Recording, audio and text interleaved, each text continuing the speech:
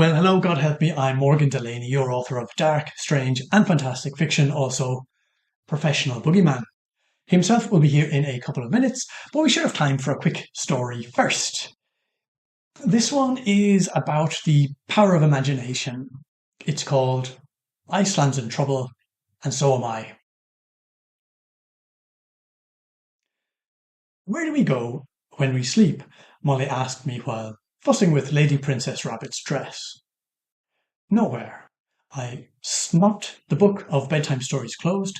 You stay in your lovely bed, in your lovely room, until you wake again in the lovely morning. And then you go to school. I booped her nose, kissed her, turned out the light, and closed the door, wondering where she went in that head of hers.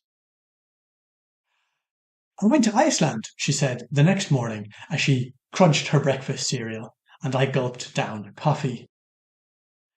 Did you have fun? She had decided she loved Iceland a few months ago for some reason that remained inexplicable to me.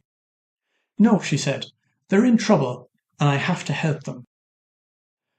We'll go to school first. Iceland will still be there when you come back, I said.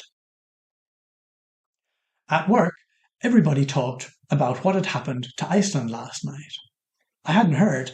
Hit by a nuclear bomb. Accidental, everyone assumed. Stupidly, my very first thought was that Molly would be upset.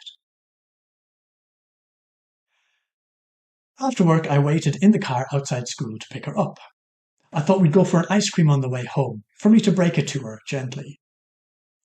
None of the other children seemed upset as they poured screaming out of school and into the waiting cars and arms of their families. Soon the noise abated and I was alone. No Molly. I ran into the school, bubbling anxiety curling in my stomach as I told myself she must be fine. Her teachers stopped talking about Iceland in the staff room when I barged in. They swore Molly had already left. From the staff room I rang all her friends' parents, unable to wait. While I did so, one teacher made me tea. The others crept away. Her friends' parents had seen her at school as well when they asked their children, but told me she had left at some point. No, they didn't know where she was. No one did. I called the police from home, trying to talk to them through the mad sensation this couldn't be happening, that I hadn't stumbled into some stupid television crime thriller.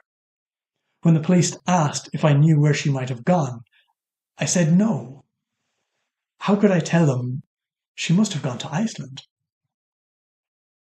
But I watched the news as I sat by the phone waiting for it to ring, and there she was.